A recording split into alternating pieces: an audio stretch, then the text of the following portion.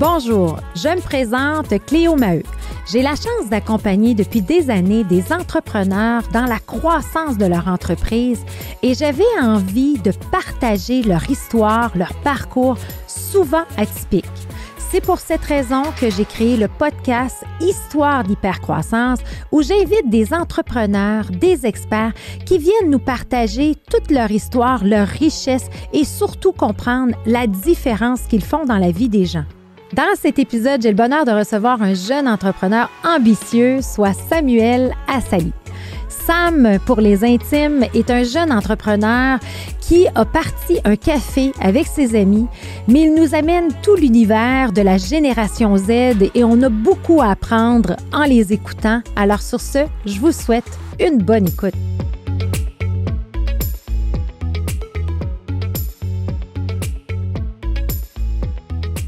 Samuel Assali, bienvenue.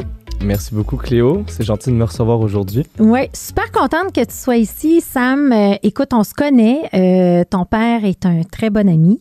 Et je t'ai connu, en fait, on faisait le décompte. Je t'ai connu quand tu avais 15 ans, l'âge de mon fils François. Et aujourd'hui, je te reçois comme jeune entrepreneur. Tu es avec tes amis copropriétaires d'un café dans Griffintown. Et tu vas venir nous parler de ça. C'est tout à fait ça. C'est fou comment le temps passe vite oui. quand on y pense. Exact. Et je me rappelle, en fait, là, quand je fais les podcasts comme ça, j'aime toujours connaître l'histoire, d'où l'entrepreneur vient et tout. Et tu as un beau parcours aussi et j'aimerais ça que tu nous en parles. Donc, là, tu as parti le café comme ça, Camas, avec des amis, mais est-ce que tu viens d'une famille d'entrepreneurs? T'es né où? C'est quoi ton background? Donc, moi, j'ai toujours grandi à Montréal depuis que je suis tout jeune. Bien avant l'entrepreneuriat, au secondaire, c'était le ski pour moi. Oui. Mon père a vraiment insisté pour que je développe un peu l'aspect sportif un peu pour l'esprit, un sport qui se fait bien en famille. Oui. Donc, moi, c'était le ski acrobatique pendant des années. C'était vraiment des belles années. Puis, un peu sans que je le réalise, même si c'était un sport que je faisais beaucoup pour le plaisir, ça a quand même, je pense, fait évoluer un petit côté au niveau de la discipline de mon côté. Parce que, je veux dire, pendant que mes amis au secondaire ils étaient à Montréal puis ils faisaient leur truc, moi, c'était l'entraînement toute la fin de semaine et tout. Donc, sans que je réalise, je pense que ça c'est venu un petit peu chercher un esprit un peu, comment dire, un esprit un petit peu de discipline en moi. De discipline et derrière ça, et tu sais, on compare souvent l'entrepreneuriat, c'est comme être un entrepreneur, c'est comme un peu être un athlète olympique. Mm-hmm. Puis je suis sûre que depuis que tu as le café, tu te rends compte que ça prend une discipline. Ouais, plus qu'une discipline, c'est quelque oui. chose de non-stop, si on peut permettre l'anglicisme. Oui. Fait que, et est-ce que tu as, parce que là, tu as commencé jeune, tu as fait beaucoup de ski, puis je l'ai vu, tu as enseigné à François, puis quand je te regardais, tu jumpais un peu partout, là, puis j'étais comme wow. Et là, ça, c'est devenu une passion. Tu étudies dans des collèges. Quel collège? En ce moment, je suis, en fait, au secondaire, j'étais au Collège de Montréal. Oui. Puis ensuite, j'ai eu un parcours un petit peu montagne russe lors du cégep. Oui. J'ai décidé de... Mais qui est arrivé pendant la pandémie ou fin de pandémie, toi? Moi, mon cégep, elle a commencé un peu avant la pandémie. Puis j'ai terminé ma dernière année en pandémie. Donc, ça a été dur pour vous, hein, cette période-là, vous autres qui êtes passés comme... Vraiment, c'était pas une période qui était facile, surtout pour... Moi, je me considère assez chanceux parce qu'il y a des élèves que soit qui terminaient le secondaire ou qui rentraient à l'université en plein milieu de cette pandémie. Puis je trouve que c'était comme un moment qui était vraiment troublant surtout pour des gros moments au niveau de l'éducation pour un jeune. Oui. Donc, c'est sûr que moi, au moins, j'étais comme vers la fin de mon cégep, donc j'avais eu la chance au moins puis l'opportunité d'avoir eu mes premières années. T'étais allé à Brébeuf au cégep. Exact, mais après un an, j'ai changé vers le cégep Saint-Laurent. Oui. Comme je dis, c'était un parcours un petit peu montagne russe peut-être, parce qu'au début, j'avais la simple mentalité que je voulais m'ouvrir le plus de portes possible, sans nécessairement savoir vers quoi je voulais m'aligner.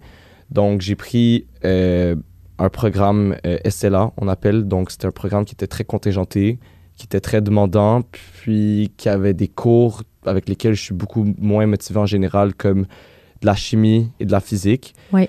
Donc moi, mon but en rentrant au cégep, je m'étais dit qu'il fallait que je m'ouvre toutes les portes, Donc c'est un peu ça qui m'a pris la tête, mais j'avais pas réalisé à quel point la motivation allait moins venir avec cette mentalité-là, puis à quel point c'était pas essentiel nécessairement pour justement vouloir faire ce que je veux faire par après. Mais c'est drôle que tu dises ça, mais en même temps, cette mentalité-là, je veux dire, mes parents l'ont eu avec moi. Là, C'était comme, OK, tu t'en vas en sciences. Nous autres, c'est sciences de la nature. Là. Puis là, fais le plus. Puis là, ça va t'ouvrir toutes les portes. Puis là, tu sais, c'est comme... Mais en même temps... depuis ton tout jeune âge, moi, où j'ai vu tes premières compétences d'entrepreneuriat, c'est quand tu as commencé à acheter des espadrilles pour les revendre. Ça, tu t'en rends même pas compte, là. Mais ça, c'est naturel en toi. Tu avais déjà, tu sais, cette skill-là, cette compétence-là de voir le produit. Tu es très intéressé par le design et tout ça. Raconte-nous donc un peu cet épisode-là, là. Ben, écoute, c'est sûr que mes amis et moi, au secondaire, on était vraiment dans une... en fait, pas au secondaire, plus en arrivant au cégep, dans une passe souliers. Puis le marché des souliers, c'est tellement quelque chose qui a pris de l'ampleur depuis quelques années. Puis en ce moment, malheureusement, entre guillemets, c'est un marché qui est comme quasiment rendu saturé. N'importe quel jeune de 11 ans va le faire mieux que toi parce qu'il y a toutes les ressources, puis il y a tellement de savoir sur le sujet. Mais ça, c'est juste un peu moi qui avait envie de faire un petit truc sur le côté, un petit truc le fun, puis un peu d'associer quelque chose que j'aime un peu avec le côté business. Puis c'est sûr que peut-être sans même que je le sache, ça m'a beaucoup aidé à un peu, cette mentalité-là m'a beaucoup aidé à un peu découvrir ce que je voulais faire plus tard. Puis un peu m'aider à comprendre un peu ma passion pour l'événementiel. Donc, c'est ça s'est vraiment fait presque... Mais donne-moi un exemple concret, là, parce que là, quand vous étiez jeune puis vous faisiez ça, là, parce que ça là, c'est comme à mode maintenant. Là. Tous les jeunes veulent faire ça, comme tu dis. Mais toi, tu étais comme un peu avant-gardiste. Là. Mais faire des files d'attente pour avoir telle paire de souliers, c'est comme tu étais au début du trend. Là, comme on parlait tantôt, c'est un peu de la discipline, mais je vais pas dire que j'étais au début du trend. En vrai, c'est justement... le grand frère de mon meilleur ami / aussi partenaire d'affaires dont je vais parler tantôt, Mathieu Lachance, qui s'appelle Philippe. Lui, il était vraiment dans les débuts de ça, quand le marché était encore grand ouvert, carte blanche. Puis lui, c'est sûr qu'il nous a un petit peu inspiré un peu à se lancer là-dedans. Mais il y a des gens qui c'est ça leur métier dans la vie. Donc, mais toi, c'est quoi ton meilleur coup que tu as fait que tu te rappelles de ça, mettons? Moi et quelques amis, on avait été, dans le fond, faire une ligne d'attente, comme tu appelles ça. On dit ça un line-up. Les gars appellent ça dans le milieu. Puis, dans le fond, c'était chez la boutique Essence à Montréal, dans le Vieux-Port. Puis, on avait appris la veille qu'il allait avoir cette paire qui allait sortir sur le marché. Puis, ils les avaient dans 3 différentes couleurs. Puis, on a décidé d'arriver là à 4 heures du matin, je pense. Puis c'était une des journées les plus froides de l'hiver. Évidemment, ça devait tomber sur cette journée-là. Oui, c'est ça. En plus, dans le Vieux-Port, t'as comme le courant d'air qui est un petit peu plus frais à cause de la rive. Écoute, on était bloc de glace. On a attendu là pendant comme... jusqu'à, je pense, midi environ, quelque chose du genre. Puis, si tu me redemandes en ce moment, est-ce que ça a valu la peine? Bon, niveau monétaire, oui, je l'ai revendu pour un bon profit, mais moi, ça va beaucoup plus de là. C'était plus pour l'expérience d'avoir partagé un moment qui était difficile, puis on a vraiment comme... On a combattu, pas juste le froid, mais on a combattu comme notre tête qui nous disait tous comme... Les gars, vous êtes ridicules, là, tu sais. Qu'est-ce que vous faites là? Mais t'avais quel âge à ce moment-là quand vous faisiez des affaires comme ça? J'avais avoir 18 ans. 18 ans. Puis là, t'essayes des choses comme ça. Mais tu sais, t'as quand même fait des sous de ça, là. Un petit peu, mais je le considère vraiment comme un... Si tu permets l'anglicisme, un side hustle, un petit peu. Oui, c'est ça. Un dessin, un petit plaisir et tout. Fun, OK. Exact.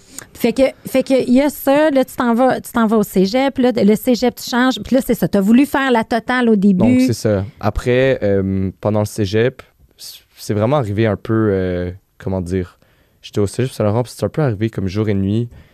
J'étais juste simplement en train de réfléchir à quel point c'est fou comment les adultes nous posent souvent la question quand on est tout jeune, « Ah, est-ce que tu sais ce que tu veux faire plus tard? » Oui. Je sais que c'est souvent un sujet de discussion, mais dans ma tête, c'est quand même impressionnant les jeunes qui le savent déjà, parce que moi, c'était vraiment pas le cas. De Ouais. là où au cégep, je voulais vraiment m'ouvrir les portes en prenant des gros programmes et tout. Puis là, j'ai juste réalisé que moi, c'est simple. Dans la vie, ce que je voulais faire, c'est quelque chose que j'aime. Donc, j'ai juste vraiment pensé au fait le plus simple possible. Je dis, bon, comment je peux transmettre quelque chose que j'aime faire, que je me vois faire dans une carrière ou dans un projet d'entrepreneuriat pour plus tard. Puis, c'est juste là que j'ai eu l'idée que l'événementiel, c'est quelque chose qui me parlait beaucoup. Oui. Donc, après ça, j'ai juste tout de suite un petit peu aligné le reste de mon parcours académique. Je me suis dit, bon, OK, l'événementiel, ça pourrait vraiment bien se marier avec un programme en business, en affaires. Donc, je me suis dit que marketing ou HEC, ça me semblait bien. Donc, après des petites dernières poussées d'efforts au cégep, j'ai réussi à rentrer au HEC Montréal l'année passée. OK. Fait que là, tu rentres au HEC parce que là, c'est ça. Mais c'est un excellent point. Puis c'est vrai que c'est pas la bonne question qu'on pose à nos enfants quand on est, tu veux faire dans la vie plus tard. Puis là, tu veux qu'ils répondent, tu sais, mettons médecin, avocat, ingénieur, là, tu sais, mais ils disent toujours, c'est quoi la donnée que c'est quoi, 70% des métiers que nos enfants vont faire n'existent pas aujourd'hui. C'est fou, hein, c'est fou. C'est ridicule c'est ça. À penser, c'est exactement. Fait que là, c'est plus. Mais tu sais, toi, naturellement, tu as dit, je veux m'en aller vers quelque chose que j'aime. Exact. Puis comment tu as découvert que l'événementiel, t'aimais ça? En vrai, c'est aussi... Parce que t'es un gars rassembleur, non? Un peu t'as plein d'amis, t'as plein... Je veux dire, si tu le dis. Oui. Mais non, je pense que en vrai, c'est vraiment parti du simple fait que que ce soit pendant une journée d'activité ou une soirée qu'on organise ou que ce soit pour n'importe quoi, même que ce soit pour une simple comme réservation au restaurant, des trucs comme ça, on dirait que j'aime ça prendre en charge un peu, à veiller à ce que le déroulement de la chose de A à Z comme se passe bien puis que les gens autour de moi passent un bon temps. Oui. On dirait que, je sais pas, ça me rend autant heureux de voir des gens dans un espace qui s'amusent, de voir que, comment dire...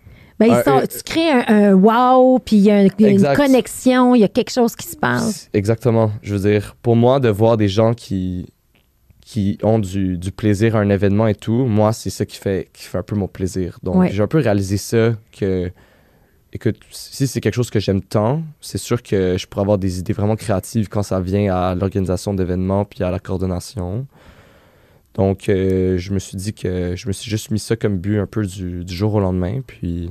Tranquillement. Puis je me rappelle aussi, c'est toi, mettons, qui organisais des week-ends de ski, des week-ends X, Y, Z, Ouais, c'est sûr.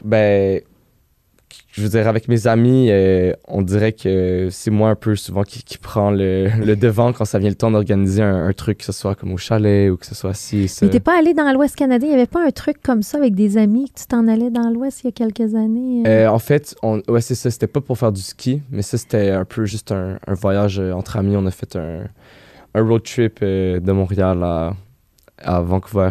OK, vous étiez combien? Vancouver, on était 7 gars. 7 gars, partir en road trip, traverser le Canada. Mais ça, je me donne vraiment pas le crédit pour l'organisation de ce voyage-là. J'étais avec avec mes meilleurs amis, dans le fond, qui, eux, sont aussi des gros adeptes de camping et tout. Donc, c'est un peu nous qui avons tous mis nos forces ensemble pour coopérer lors du voyage. Coopérer puis le faire. C'est une belle expérience. Oui, hein? Puis là, tu reviens aussi, là, tu as été faire, c'est ça qui est le fun avec le programme du HEC, tu peux faire un échange et là, tu arrives de la Belgique, donc tu as été étudier là-bas. Donc là, je dirais que c'est vraiment ce qui, un peu la dernière nouvelle de mon parcours académique. Je suis parti en échange étudiant pendant 4 mois et demi en Belgique.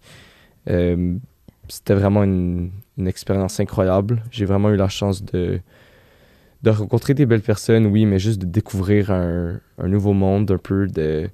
C'est vraiment spécial de pouvoir te promener en Europe avec tellement de ressources, puis tellement sur un budget qui est raisonnable, c'est très agréable. C'est ça que tu disais, l'autobus, c'était moins cher que le train. Oui, j'ai souvent pris le bus, n'importe où je veux aller, je veux dire, à Amsterdam, en Allemagne, à Londres, c'était incroyable.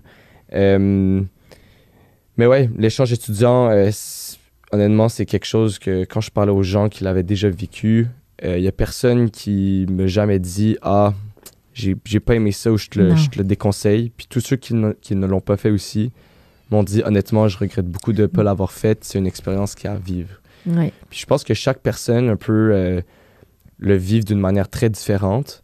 Comme par exemple, tu parles souvent des gens qui sont allés en échange puis sont comme « Ah ouais, vas-y, ça va être vraiment cool. Tu vas juste faire le gros party comme 24/7 et tout, blablabla. Bla, bla. » Donc moi, en y allant là, je me suis dit un peu, j'avais un peu ça dans l'optique, mais ça n'a pas pris longtemps que dès que j'ai mis les pieds là-bas, j'ai réalisé que moi, l'échange étudiant, ça me servait aussi un peu de prendre un petit peu de recul, de juste prendre une petite pause de la vie très rapide à Montréal, que j'adore. Je suis le premier à le dire que j'aime ça puis que j'adore ma ville, mais ça a juste vraiment permis de me relaxer, de rattraper du sommeil qui me manquait, puis de visiter quelque chose de complètement nouveau.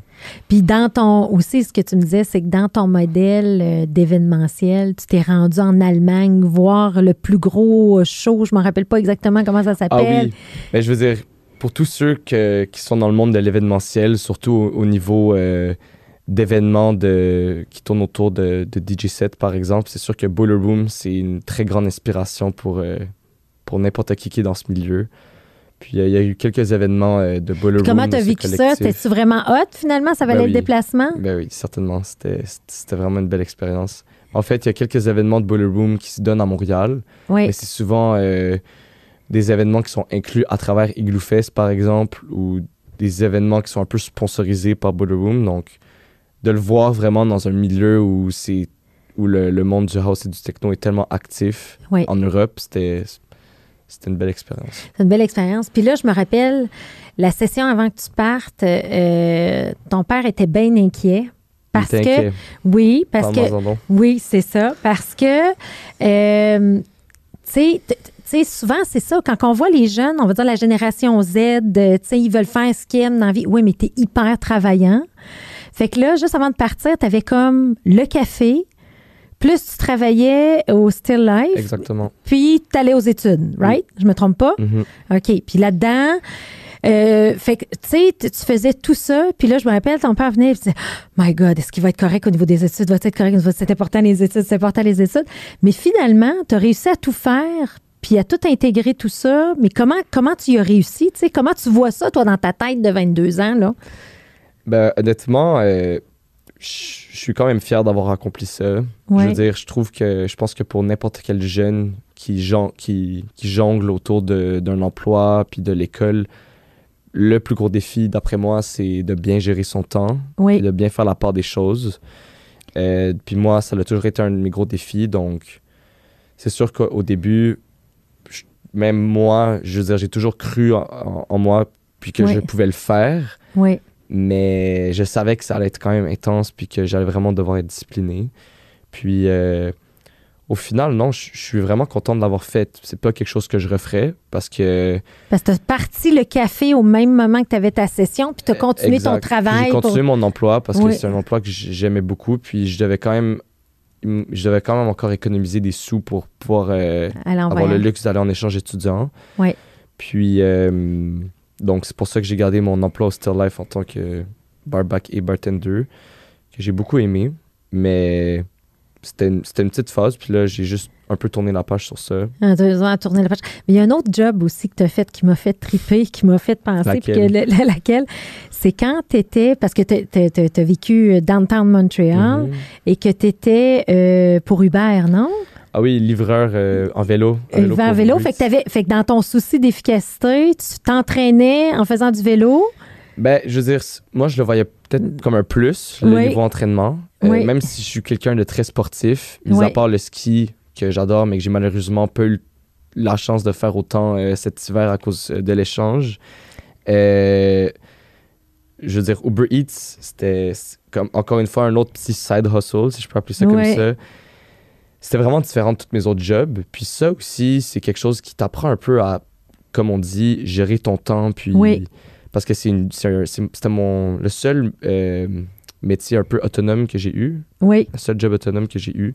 Donc, c'est vraiment toi qui es maître de ton propre horaire. Donc, t'embarques sur ton vélo quand tu veux, tu te fais guider par l'application, puis c'est un peu comme ça que ça se passe. Tu faisais pas aussi dans des périodes quand il y avait de la pluie, c'était plus payant? Il n'y avait pas d'affaires comme ça? Oui. L'algorithme est bien pensé. Ils savent que quand la température est pas favorable, ben, les livreurs vont moins être inclins à livrer. Donc, eux, ils rajoutent des petites promotions sur l'application pour que, je sais pas, peut-être plus $2 à chaque commande à cause de la grosse pluie, des trucs comme ça. Ah, c'est bon. Mais non, c'est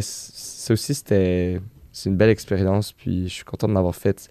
Ça aussi, ça prend quand même beaucoup de motivation, parce que surtout quand t'as pas un vélo électrique, des fois, c'est quand même intense les rides que ça peut faire. Mais... Oui, c'est vrai, mais tu connais Montréal, par exemple. Hein? Tu connais ta ville après ça. Je connais les trous aussi, exactement, les constructions. Les cônes oranges, exact.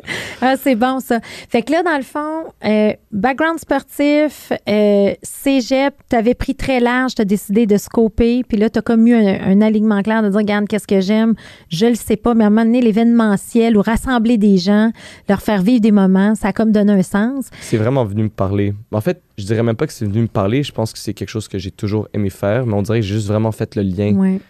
Les gens le disent, comme dans la vie, le plus important, c'est de faire quelque chose que tu aimes puis de bien le faire. Donc moi, je me suis dit, ben, si je peux vraiment tout combiner ça ensemble, ça va être autour de l'événementiel que ça va se passer. Puis je trouve tellement que les jeunes, vous avez beaucoup plus ça que nous, dans le sens que tu sais, il y a comment de gens qu'on connaît plus vieux qui sont dans des travails, qui attendent la retraite, qui n'aiment pas leur job, qui sont pas passionnés. Puis là, c'est là que, tu sais, tout s'ensuit, là, tu sais, la maladie arrive, ils sont pas heureux, tout ça. Vous autres, vous l'avez comme plus naturellement. Tantôt, on avait reçu sur le podcast, tu sais, Alex et Eric. Et puis eux, c'est ça qu'ils disaient, non, je veux faire quelque chose que j'aime, tu sais, je veux être sur mon X, tu sais, puis ça fait du sens. Fait que là, tu as trouvé comme un peu ce X-là d'événementiel. Et là, il y a l'opportunité du café qui arrive, mais raconte-nous d'où est émergée cette idée-là de partir un café avec tes amis.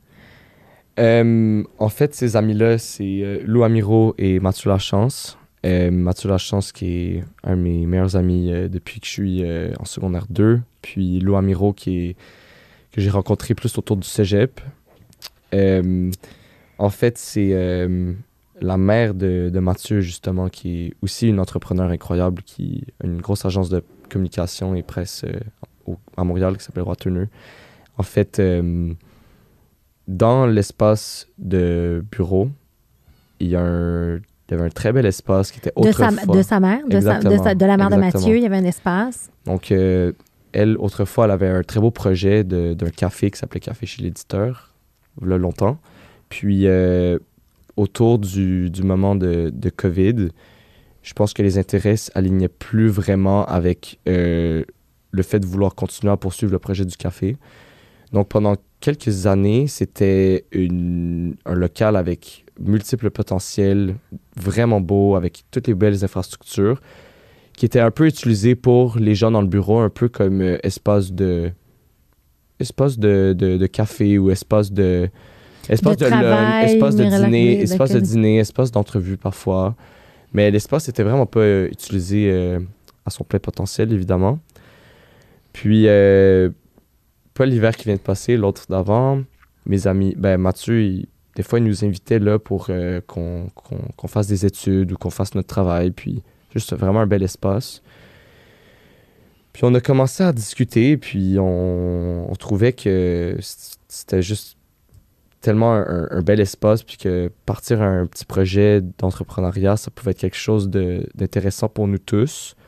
Donc, c'est ça, on a commencé à un peu construire un plan d'affaires vraiment DIY, si tu veux, donc do it yourself. Là, on avait vraiment pas aucune vraie idée de ce qu'on faisait, mais tout ce qu'on savait, c'est que on avait un espace peut-être, on avait une idée, puis il fallait présenter, faire un pitch à sa mère.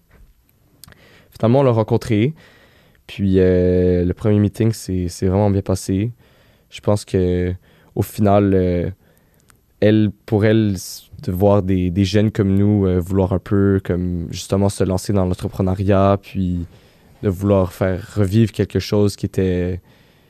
qui n'existait plus. Elle, ça lui fait vraiment Parce qu'il est plaisir. super bien situé. Dis-nous donc, il est où exactement le café? Donc, c'est sur Notre-Dame-Ouest, Oui. presque au niveau de la montagne, en fait. Donc, OK. le coin, exact. Puis c'est vraiment Griffintown, ce quartier-là. Exactement. Oui. C'est pas Pignon-sur-Rue, c'est au 2e étage. Oui.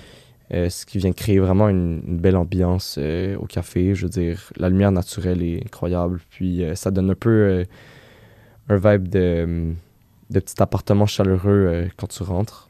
OK. Fait que là, vous avez cette idée-là, vous pitchez Exact. l'idée. On a pitché l'idée, puis finalement, notre idée, tranquillement, a commencé à se concrétiser, puis je pense qu'on était un petit peu sur la même longueur d'onde aussi qu'Elisabeth, justement, que ça lui tentait de voir un peu son espace être... revivre exactement comme tu dis. Puis, c'est ça. Après, on s'est mis à bosser sur ça, puis on a closé une certaine entente avec elle, puis on avait l'espace. Donc, tout l'été est passé, on a vraiment travaillé sur un peu comment ouvrir le café, dans le fond. Puis ça, je pense que justement, c'est ce qui a un peu mené au plus gros défi qui est arrivé en cours de route par la suite, parce qu'on a tellement mis les bouchées doubles pour se forcer à ouvrir le café. Donc, ça, je veux dire, c'est tellement d'aspects. C'est trouver les fournisseurs, après c'est acheter l'équipement vous n'avez pas ce background-là. Là. Vous avez juste un trip d'amis de dire, regarde, on y croit, ça nous tente, go, on fonce. Exact. On avait une vision. Oui. Puis... C'était quoi votre vision? Pour le café au début? Oui, le café.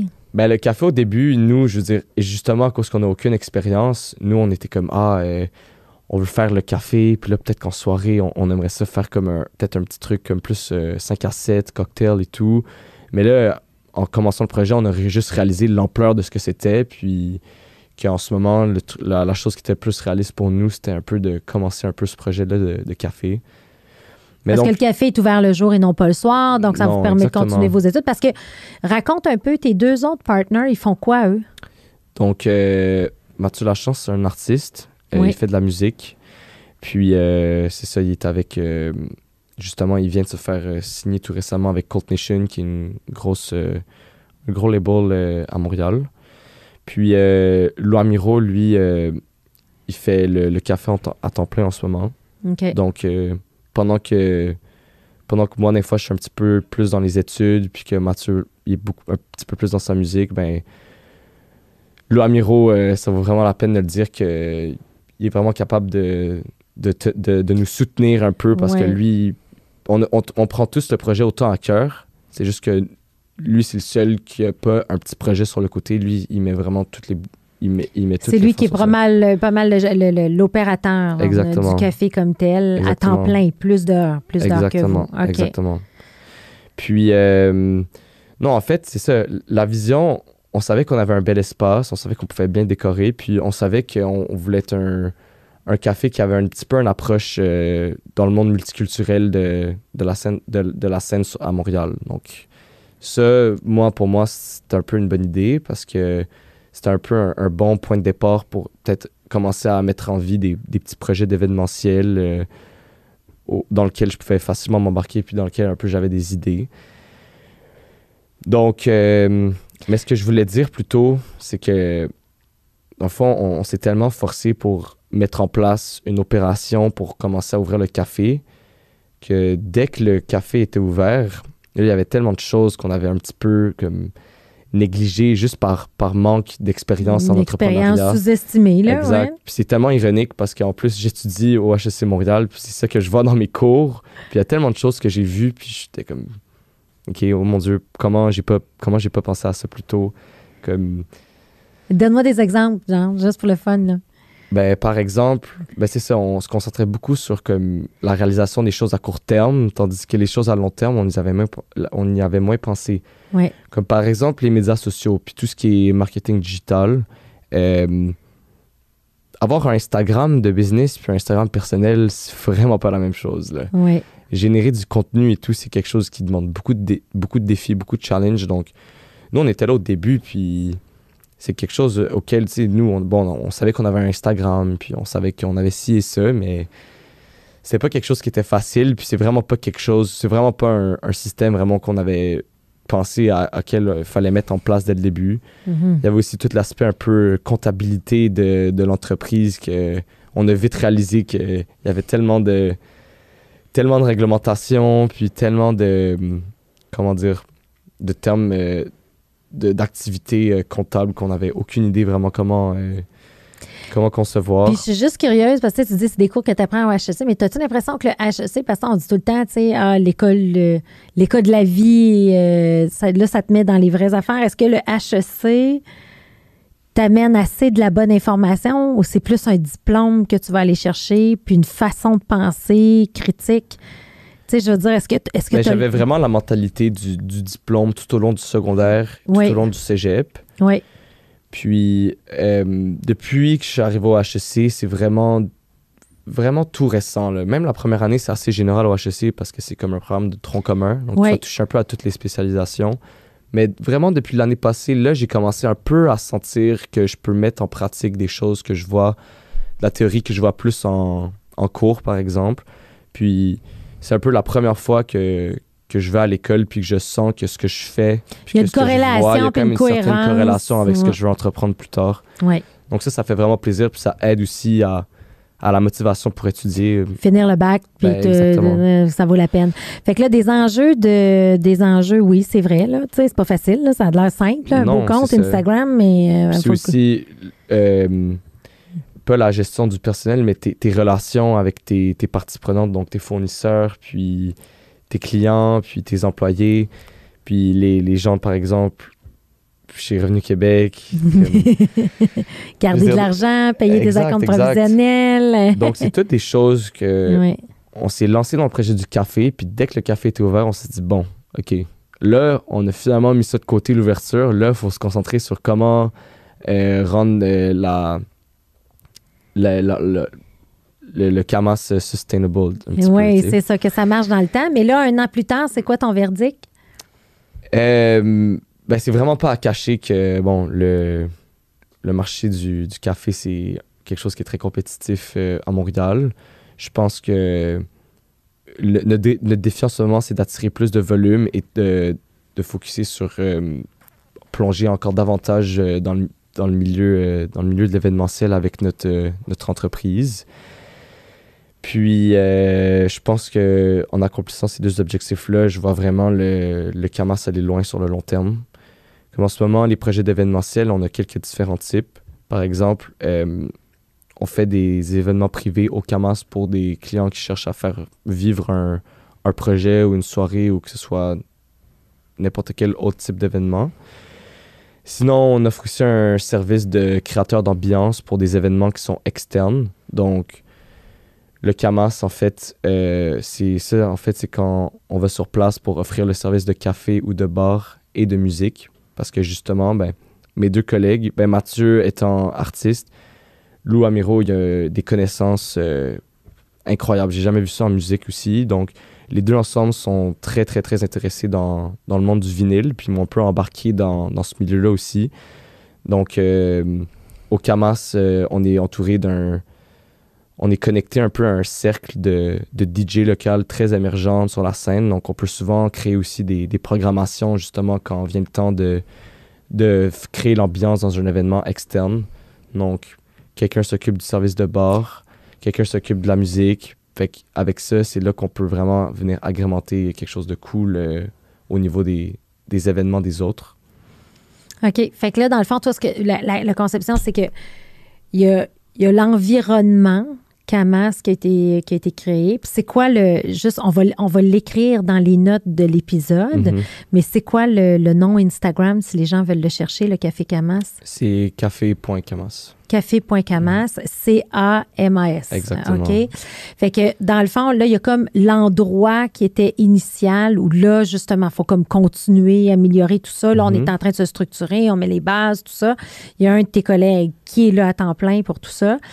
Mais dans ton idée d'événementiel, c'est d'amener le CAMAS ailleurs, avec ce mindset-là d'expérience hip, là, je sais pas comment tu dit. Oui, c'est ça. J'ai pas les bons termes, là, sûrement pas. Mais... Ben, peut-être que le terme un peu hip et trendy peut être un petit peu d'actualité en ce moment. Oui. Mais nous, en fait, le café, Café Camas, Camas, c'est un café et un club social qu'on appelle. Puis l'aspect club social, un peu, c'est justement d'essayer de réunir une communauté autour de nous, ce qu'on aime faire, ce qui est passer un bon moment entre amis, travailler fort et justement vibe un peu avec de la musique. Puis l'aspect club social, c'est justement avec ça qu'on veut essayer d'amener le Camas à un autre niveau. Exactement. Fait que c'est quoi la clientèle? C'est-tu des jeunes comme vous qui vont aller étudier là-bas? Puis vous allez offrir quel genre de menu? Qui développe?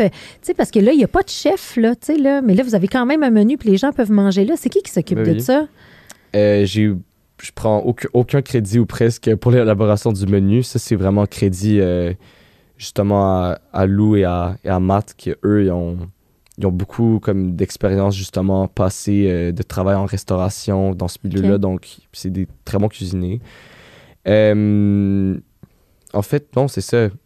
En termes de nourriture, c'est sûr que nous, notre modèle d'affaires, c'est pas basé sur une restauration rapide. Oui. Donc, c'est sûr que des fois, ça peut être un enjeu parfois que les clients, des fois, malheureusement, attendent un petit peu avant de recevoir leur truc. Mais nous, on base vraiment notre modèle d'affaires sur la fraîcheur des ingrédients, puis sur la possibilité d'avoir un truc qui est quand même raisonnablement... qui est quand même... rapport qualité-prix intéressant, exact. Mais de très bonne qualité. Un rapport qualité-prix intéressant pour la localisation qui est Griffintown, mais qui va quand même être... Les produits qu'on utilise sont vraiment bien, tu sais. Donc, c'est sandwich, tartines, des petits à côté, par exemple, de la gazpacho, un menu de breuvage quand même élaboré avec différentes variétés de thé latte, matcha, boissons froides, chaudes, tous les cafés traditionnels. Mais non, c'est ça. Je veux dire, le café, c'est génial, puis ça légitimise aussi beaucoup notre clientèle qu'on aimerait justement venir chercher après pour créer plusieurs événements qui sont à l'interne ou à l'externe. Pour maximiser, en fait, le potentiel de la plateforme, puis avoir une diversification, puis pas juste avoir le café comme à la base, mais que ce soit la marque Camas, le brand Camas qui grandit. Comme l'aspect club social vient vraiment en vie aussi quand on organise des événements publics au café. Oui. Comme c'est ça. Donc là, comme je dis, on fait du privé, on fait des événements externes. Mais donne-nous parce que vous avez quand même organisé des événements de grand nom, là, tu sais. Donne-nous donc un peu. On a fait des petits événements, c'est sûr. Par exemple, on a décidé de faire un événement de charité cet hiver pour les désastreux tremblements de terre qui sont arrivés en Turquie. Oui. Et en Turquie, dans ce cas-là. Oui, je sais ce que tu veux dire. Oui, c'est en Turquie. Oui, les tremblements de terre, les maisons, tout ça, là, oui.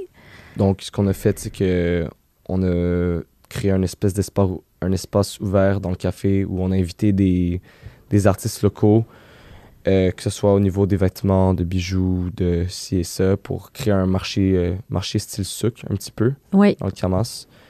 Pendant qu'on avait des gens qui étaient venus aussi mixer un petit peu sur vinyle pendant ce temps-là. Donc, c'était un peu une espèce de marché émergent. Donc, ça, c'était un événement vraiment génial qu'on a fait. Le feedback était vraiment extraordinaire. C'était vraiment une belle ambiance. Puis en plus, c'était pour une bonne cause. Donc, je pense que ça, c'était une belle réussite. Justement, sur le sujet aussi du boiler room, un peu, le concept, rapidement, c'est juste, dans le fond, quand il y a comme une espèce de DJ set qui est un peu centré dans l'espace, puis qui a une espèce de... La foule est 360 degrés autour du DJ comme tel. C'est ça la définition comme telle de ce type d'événement. C'est comme ça que Boiler Room a réussi à grandir à travers ce milieu-là, puis qui c'est devenu tellement une emblématique dans le monde du house puis de la techno. Donc nous, ce qu'on voulait faire, c'était un peu un événement aussi style Boiler Room. On avait fait ça, je pense, en septembre, avec un collectif de DJ qui sont aussi nos amis, qui s'appelle École Publique, par exemple. Donc, le concept est un peu le même. On avait fait j'avais créé une série de mocktails qu'on servait toute la journée, puis on avait fait un espace ouvert où on avait mis des caméras fixes dans le café pour filmer un peu un DJ set sur une durée toute une journée. Puis c'était vraiment juste un bel événement pour rassembler les gens, venir faire jaser, puis pour venir Toi, faire... dans ton idée d'événementiel, c'est ça qui t'intéresse? Oui, vraiment. Je veux Oui. dire, moi j'aime autant gérer les... J'aime autant faire la gestion des événements privés que des événements publics, que des événements externes. Je pense que c'est pour ça que quand je dis que j'aime faire l'événementiel, ça touche aussi à beaucoup de types d'événements. J'aime justement quand le type d'événement est divergent aussi. C'est ça que je trouve. Puis ça revient rejoindre également, Samuel, tu sais, le côté aimer ce qu'on fait. Tu sais, donc, événementiel, aimer ce qu'on fait, puis d'évoluer là-dedans. Puis ça, je suis sûre que tu vas trouver d'autres idées, d'autres choses qui vont s'en venir par rapport à ça. Puis,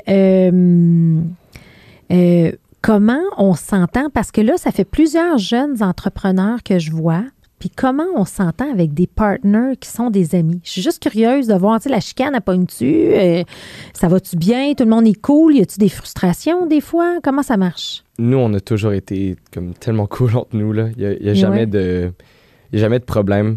Tu sais, c'est comme justement, pour revenir sur le sujet du voyage, le road trip de Montréal jusqu'à l'île de Vancouver avec cette gars, mon père m'aurait dit qu'il n'aurait pas duré 2 secondes, puis même si ce soit ses meilleurs amis, ça aurait été fini, ça serait pogné. Puis on dirait qu'on a juste une belle complicité, que ce soit à l'extérieur du travail ou à l'intérieur du travail, puis que même si des fois il y a des petites frictions, c'est comme normalement dans toutes les histoires d'entrepreneuriat, surtout quand on parle de collaboration, on se le dit directement, puis c'est jamais quelque chose qui dure plus que quelques minutes. Puis nos idées sont quand même centrées, puis on est quand même sur la même longueur d'onde sur la majorité des projets qu'on entreprend. Donc.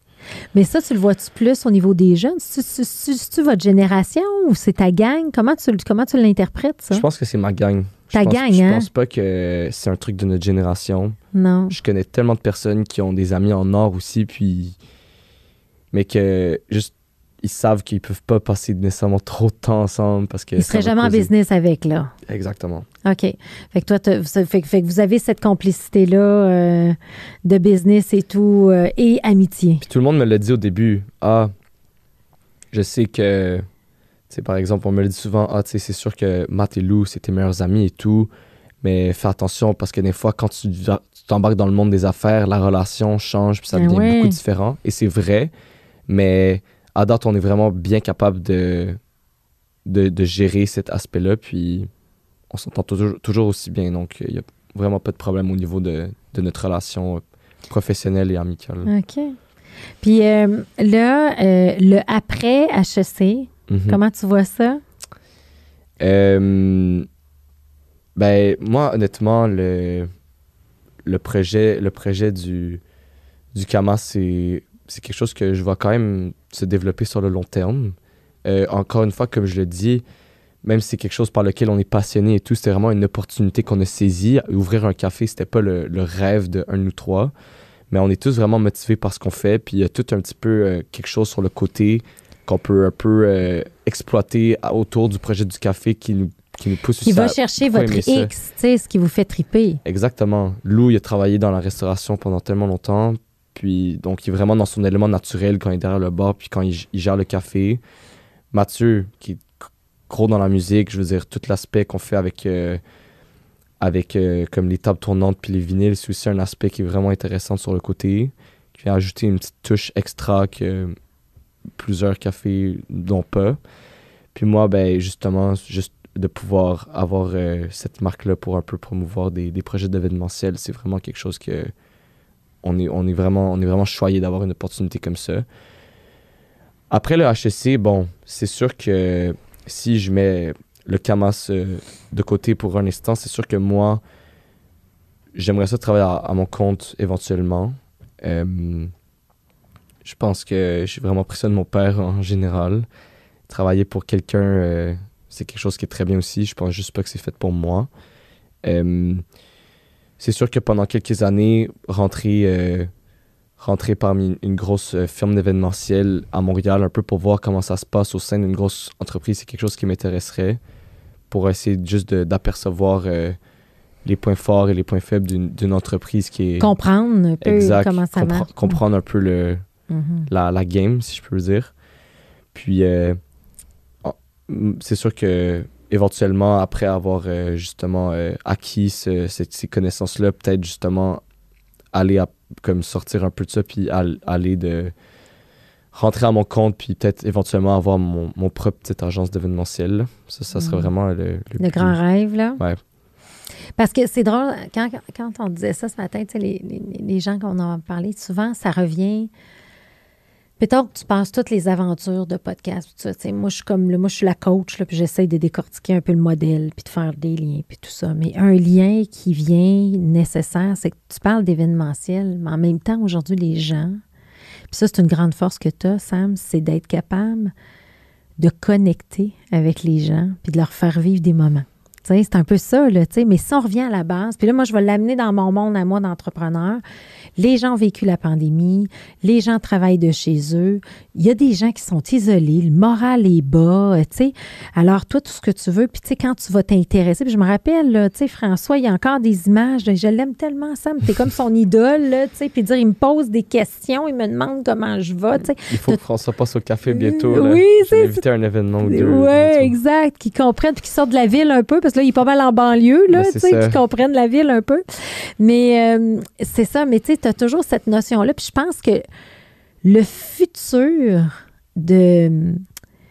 en fait, la réussite ou le succès va passer par un bien-être et une connexion puis un rassemblement. Tu comprends ce que je veux dire? Tu sais? Puis peu importe le modèle d'affaires. Tu sais, exactement.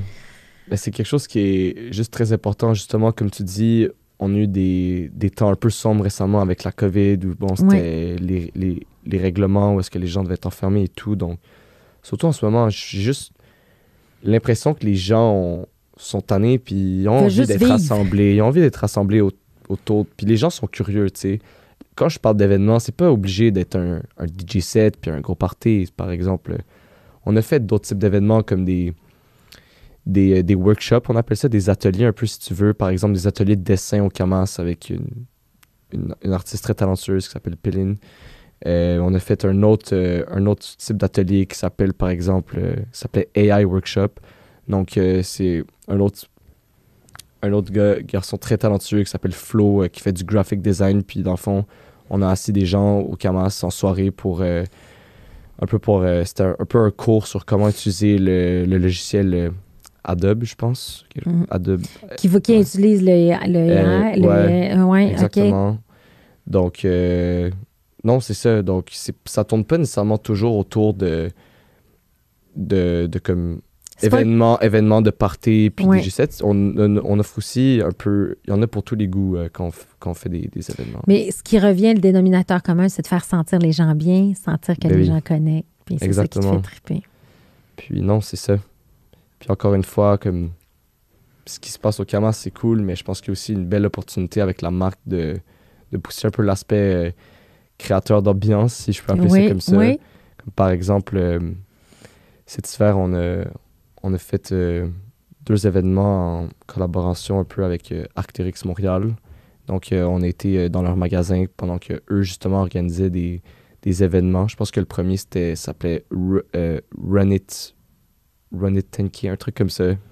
Je viens de butcher le nom un petit peu, mais dans le fond, tu sais, eux, dans le fond, le rôle du Camas là-dedans, c'est que nous, on était sur place, puis on accueillait les coureurs avec du café, puis des petits vinyles sur le côté. Donc, c'était vraiment pour ambiancer les coureurs qui venaient de revenir, par exemple, d'une grosse course et tout.